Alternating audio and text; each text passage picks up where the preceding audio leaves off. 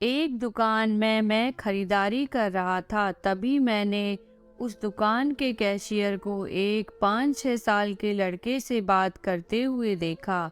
Cashier बोला, माफ़ करना बेटा, लेकिन इस गुड़िया को खरीदने के लिए तुम्हारे पास पर्याप्त पैसे नहीं हैं। फिर उस छोटे लड़के ने मेरी ओर मुड़कर मुझसे पूछा, अंकल, क्या आपको भी यही लगता है कि मेरे पास पूरे पैसे नहीं हैं?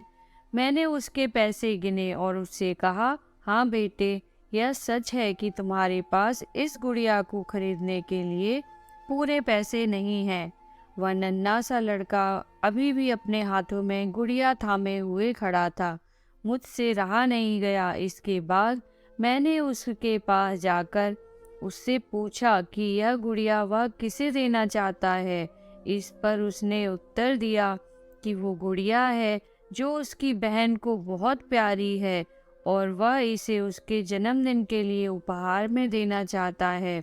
यह गुड़िया पहले मुझे मेरी मम्मी को देना है, जो कि बाद में जाकर मेरी बहन को दे देंगी।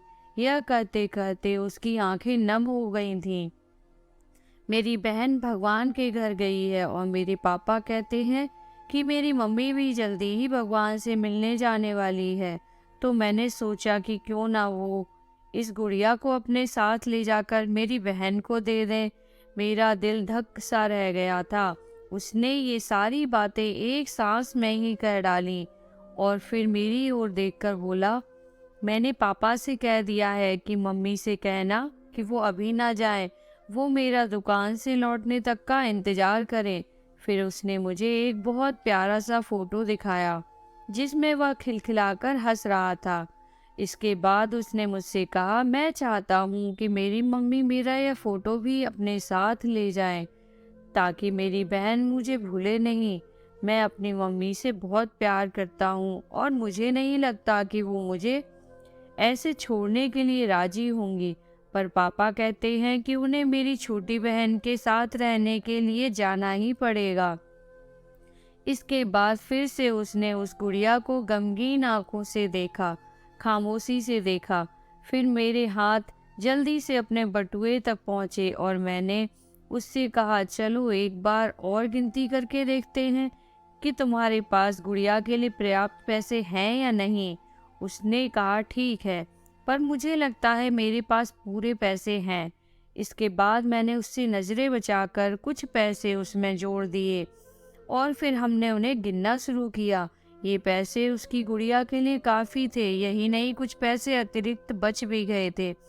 नन्हे से लड़के ने कहा, भगवान का लाख लाख शुक्र है मुझे इतने सारे पैसे देने के लिए। फिर उसने मेरी ओर देखकर कहा कि मैंने कल रात सोने से पहले भगवान से प्रार्थना की थी कि मुझे इस गुड़िया को खरीदने के लिए पैसे दे देना, ताकि मम्मी इसे मेरी बहन को दे सके, और भगवान ने मेरी बात सुन ली।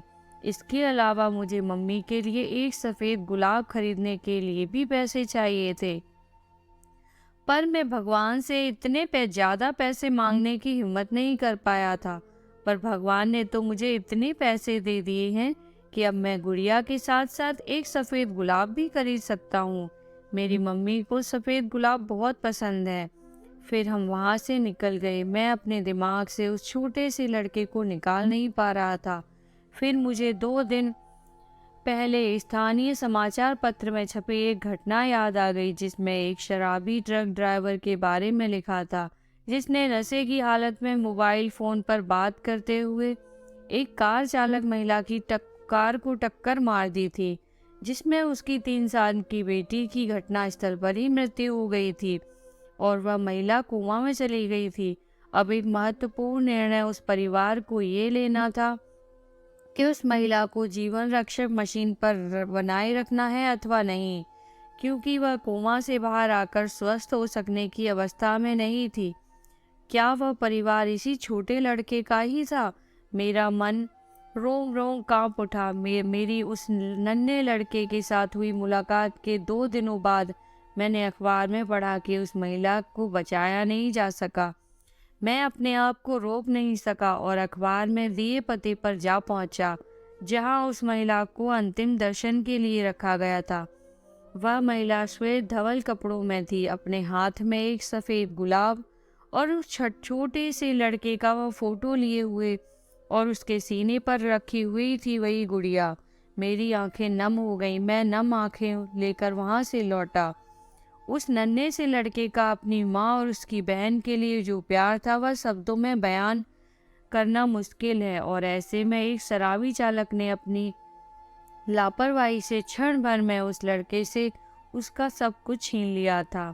आशा करती हूँ कि कहानी आपको पसंद आई होगी। इस कहानी पर आपकी क्या राय है हमें कमेंट करके ज़रूर बताइए।